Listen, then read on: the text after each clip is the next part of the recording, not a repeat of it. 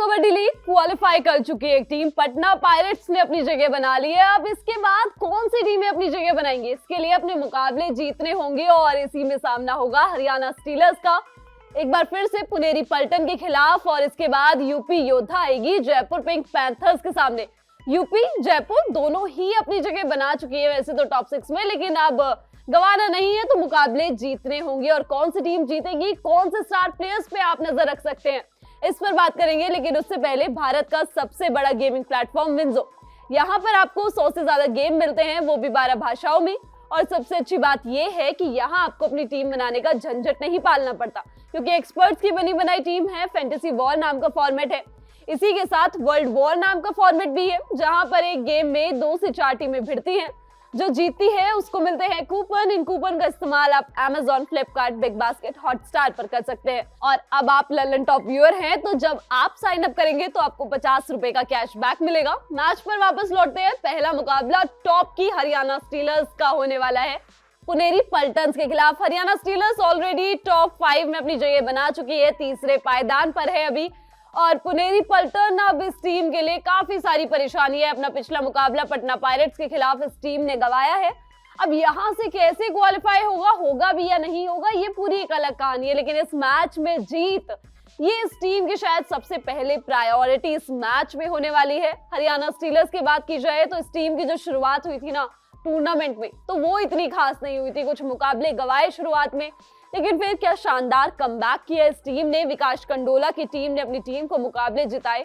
18 मुकाबले ये टीम खेल चुकी है, जिसमें से 9 जीते हैं, 6 मुकाबले इस टीम ने गंवाए हैं और 3 ही मुकाबले ड्रॉ किए। हरियाणा स्टीलर्स की अगर हम जीत की बात करें ना, तो इस टीम ने Telugu Titans, Gujarat Giants, Bengal Warrior, Puneri Paltan, Dabang Delhi, UP Yoddha, Bengal Warrior और जयपुर पिंक पैंथर्स, तमिल थलाइवास, इन सभी टीमों को हराया है। और जो मुकाबले गंवाए हैं उसमें Patna pirates, Jaipur Pink panther, Bengaluru bulls, Tamil Thalaivas के खिलाफ एक मैच और गुजरात जायंट्स के खिलाफ एक मुकाबला रहा है। पुनेरी पल्टन्स इस टीम ने 8 मुकाबले जीते हैं तो 8 मुकाबले ही गंवाए हैं। 16 मुकाबले कुल खेले हैं, जिसमें Telugu Titans, Gujarat Giants, Bengal Warriors, Mumba Bulls, UP Yoddha, Dabang Delhi के खिलाफ 2 बार। और दूसरी तरफ पुनेरी पल्टन्स की बात की जाए तो इस टीम ने 8 मुकाबले जीते हैं, 8 मुकाबले गंवाए हैं कुल 16 मुकाबलों में से। और जो जीत हासिल हुई है Telugu Titans, Gujarat Giants, Bengal Warriors, U Mumba, Bengaluru Bulls, UP Yoddha, Delhi के खिलाफ और अभी हाल में अपना मुकाबला पटना पायरेट्स के खिलाफ इस टीम ने गंवाया था।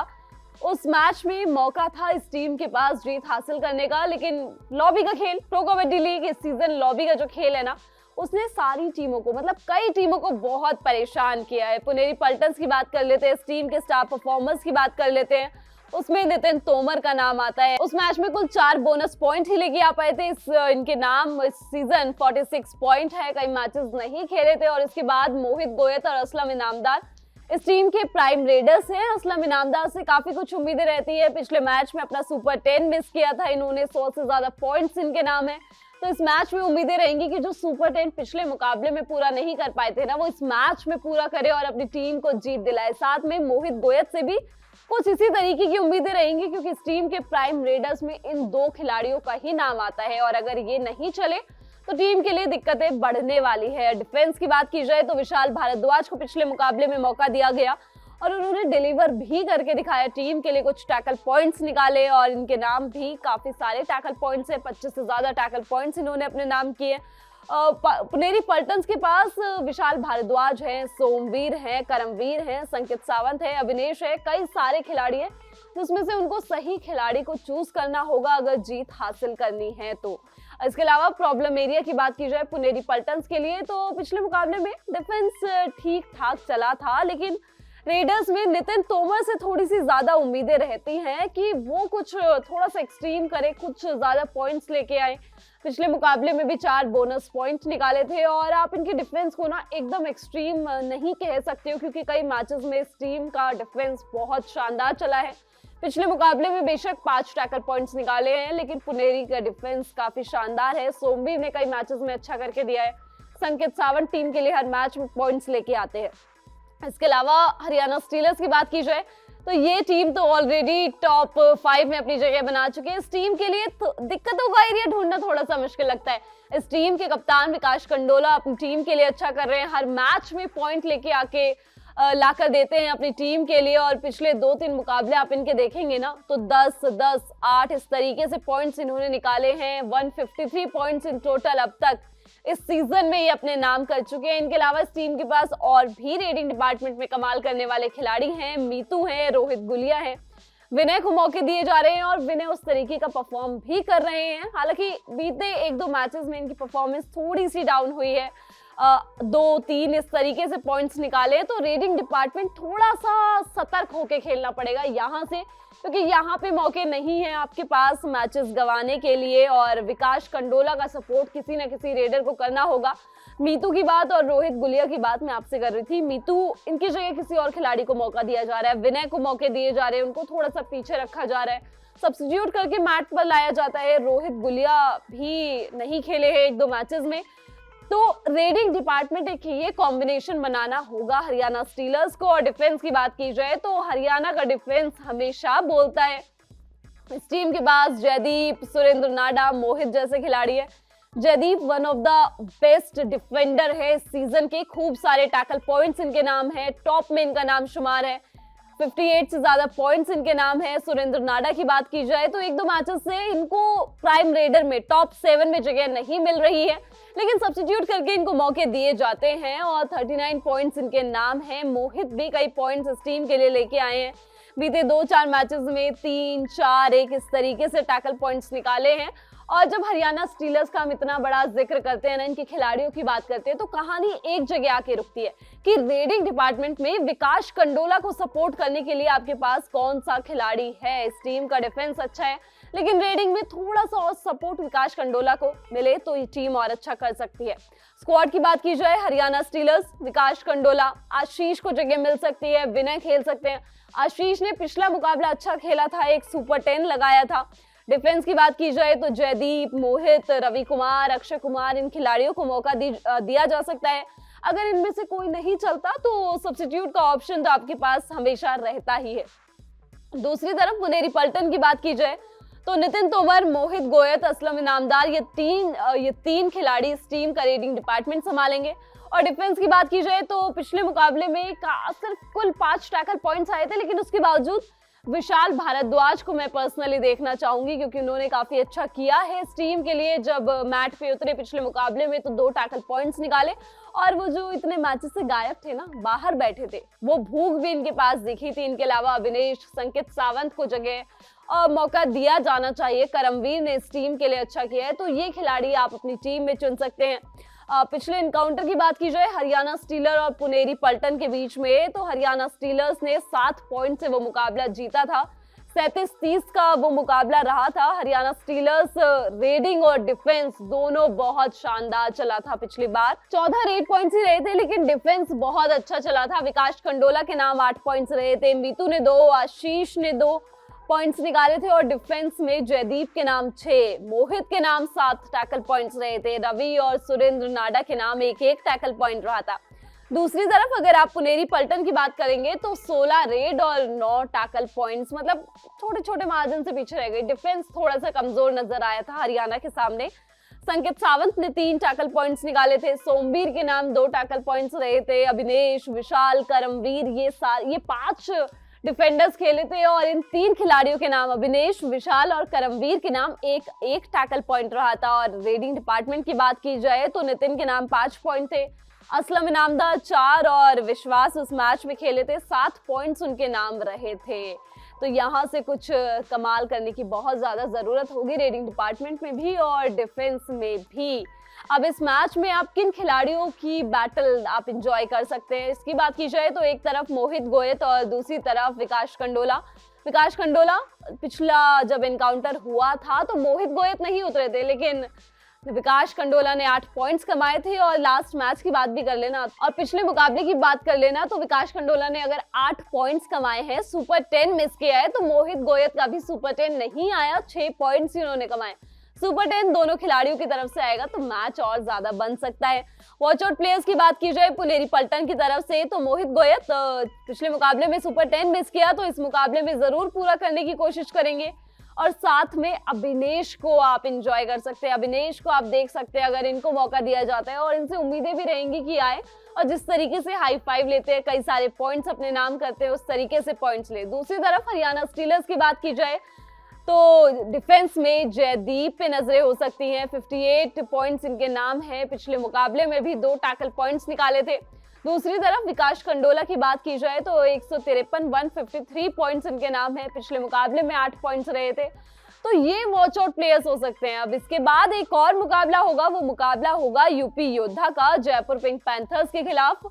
यूपी योद्धा टॉप में तो अपनी जगह बना चुकी है, क्वालिफाई करने के नजदीक है, लेकिन यहाँ से एक भी मैच गंवाना ये शायद नामंजूर होना चाहिए इन सभी टीमों को। जयपुर को भी, जयपुर ने 17 मुकाबले खेले हैं जिसमें से 8 मुकाबले जीते, 7 मुकाबले गंवाए, 2 मुकाबले ड्रॉ करे हैं, और जो पिछला मुकाबला है ना वो ये टीम जीत कर आ रही है। गुजरात जायंट्स के खिलाफ अपना मुकाबला जीता था इस टीम ने। जयपुर इस टीम की परफॉर्मेंस की बात की जाए तो इसने हरियाणा स्टीलर, यूपी योद्धा, पुनेरी पल्टन, दबंग दिल्ली को 2 बार, पटना पायरेट्स को 2 बार और गुजरात जायंट्स को हराया है। और जो मुकाबले गंवाए हैं उसमें Gujarat Giants, U Mumba, Bengal Warriors, Bengaluru Bulls, Telugu Titan, Haryana Steeler शामिल है। और दूसरी तरफ जयपुर की इतनी बात हो रही है तो यूपी योद्धा भी इन फॉर्म है, और सबसे अच्छी बात इस टीम के लिए ये है कि प्रदीप नरवाल जो इतने चर्चित खिलाड़ी हैं जो इस साल यूपी योद्धा के साथ जुड़े हैं, इन्होंने भी पिछले मुकाबले में एक सुपर 10 लगा के अपने आने की बात कर दी है। ये टीम 18 मुकाबले खेल चुकी है, 7 जीते, 8 मुकाबले गंवाए, 3 मुकाबले ड्रॉ किए। अब जीत की बात कर लेते हैं पहले। Patna Pirates, Bengaluru Bulls, Telugu Titans, Puneri Paltan, Bengal Warriors, Tamil Thalaivas और तेलुगु टाइटंस को एक बार फिर से इस टीम ने हराया है। और दूसरी तरफ गंवाए हुए मुकाबलों की बात की जाए तो Bengal Warriors, Jaipur Pink Panther, Tamil Thalaivas, Dabang Delhi, Haryana Steeler, Puneri Paltan, Patna Pirates और बेंगलुरु बुल्स के खिलाफ एक बार ये टीम हार भी चुकी है। यूपी योद्धा के स्टार परफॉर्मेंस की बात की जाए ना तो कुछ खिलाड़ी हैं जो ऑटोमेटिक अपनी जगह बनाते हैं, जैसे प्रदीप नरवाल। कुछ मैचेस में इन्होंने अच्छा परफॉर्म नहीं किया जिसकी वजह से इनको बाहर बिठाया गया, हालांकि उसके बाद और कोई खिलाड़ी भी नहीं चला तो इनको सब्स्टिट्यूट करके वापस मैट पर उतारा गया। तो ये खेल इनके साथ इस सीजन थोड़ा सा चला है। और उसके बाद जब पिछला मुकाबला खेला तो एक सुपर 10 लगाया इन्होंने, और क्या शानदार वापसी का ऐलान कर दिया है। 118 पॉइंट्स इन टोटल इनके नाम है।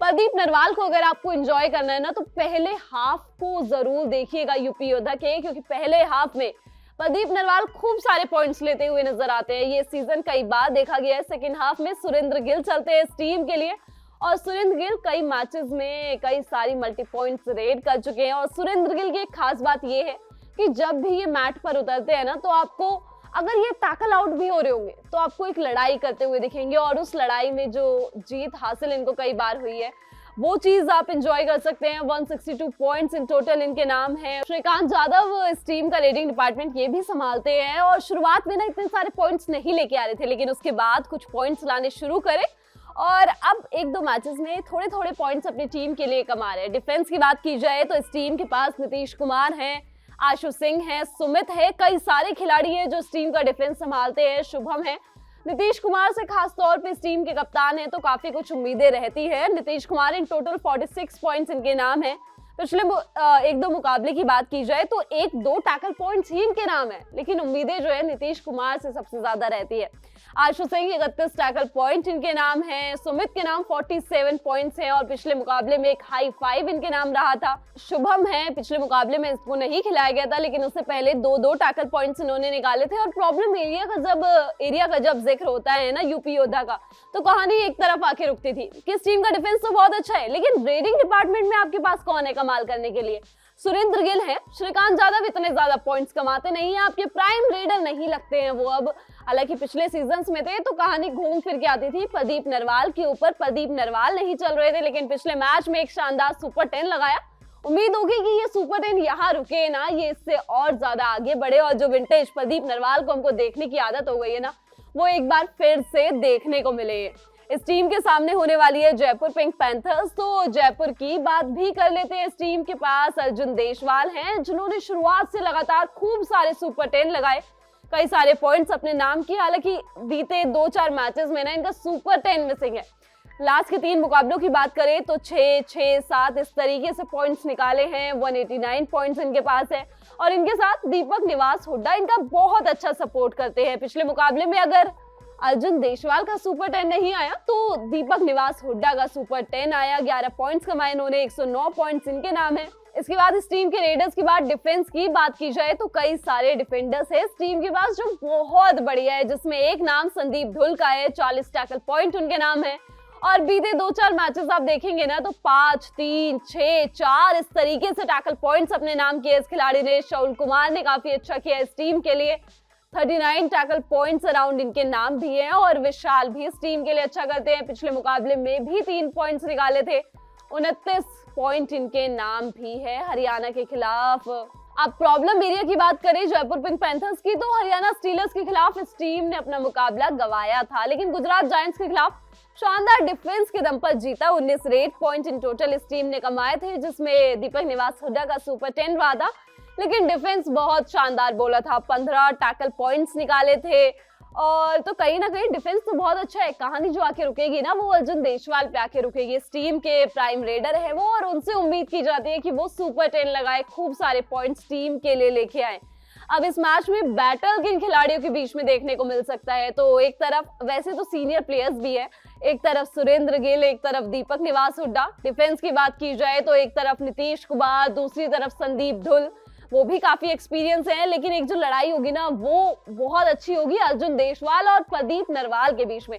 अर्जुन देशवाल वैसे भी कहते हैं कि मैं रेडर्स से ज्यादा अपने आप को देख सकता हूँ डिफेंडर्स के बदले, तो एक raider versus raider Arjun Deshwal और उनके सामने प्रदीप नरवाल। प्रदीप नरवाल इस साल वो मैजिक नहीं दिखाए, लेकिन इस मैच में एक और सुपर 10 की उम्मीद होगी और सेम ऐसी ही सुपर 10 की उम्मीद होगी अर्जुन देशवाल की तरफ से। इसके अलावा वॉच आउट प्लेयर्स की बात की जाए यूपी योद्धा की तरफ से तो एक तरफ प्रदीप नरवाल ऑब्वियसली पिछले मुकाबले में सुपर 10 लगा के आए हैं, तो पहले हाफ में प्रदीप नरवाल का जादू एक बार फिर से देखने का मन करेगा। डिफेंस की बात की जाए तो सुमित पे खास तौर पे नजरें हो सकती हैं। पिछले मुकाबले में 5 टैकल पॉइंट्स निकाले थे, तो इस खिलाड़ी पे नजरें होगी। और दूसरी तरफ जयपुर के प्लेयर्स की बात की जाए तो अर्जुन देशवाल, एक सुपर 10 की उम्मीद इनसे होगी और डिफेंडर में संदीप धुल इस टीम के लिए लगातार अच्छा कर रहे हैं, तो ये खिलाड़ी होंगे और ये मुकाबले खेले जाएंगे। सबसे पहले हरियाणा स्टीलर्स आएगी पुनेरी पल्टन के सामने। यहाँ से हरियाणा मुकाबला जीतती है, नंबर 2 पर आ जाएगी पॉइंट्स टेबल में और क्वालिफाई करने की और ज्यादा करीब। पुनेरी पल्टन के लिए दिक्कतें बढ़ जाएंगी और यूपी योद्धा जयपुर पिंक पैंथर्स के बीच जो मुकाबला होगा इसमें तो आप जीतिए मुकाबला, पॉइंट्स कमाइए, आगे बढ़िए और अपने आप को क्वालिफाई के और पास लेके जाइए, अपने नाम के आगे क्वालिफाई लगवाइए। ये मैचेस खेले जाएंगे, इन मैचेस में क्या कुछ कमाल होगा और प्रो कबड्डी लीग में क्या कुछ चल रहा है ये सब आपके पास तक दी ललन टॉप लेकर आता रहेगा अपने शो क से कबड्डी के जरिए। आप देखते रहिए दी ललन टॉप। मैं हूं गरिमा और इसी के साथ अगर अभी तक आपने हमारे नए चैनल ललन टॉप स्पोर्ट्स को सब्सक्राइब नहीं किया है तो उसको सब्सक्राइब करके जाइएगा, क्योंकि वहां पर आपको तमाम स्पोर्ट्स से जुड़े किस्से, कहानियां, न्यूज, इंटरव्यू, लाइव ओपिनियन सब कुछ मिलता है। देखते रहिए दी ललन टॉप। शुक्रिया।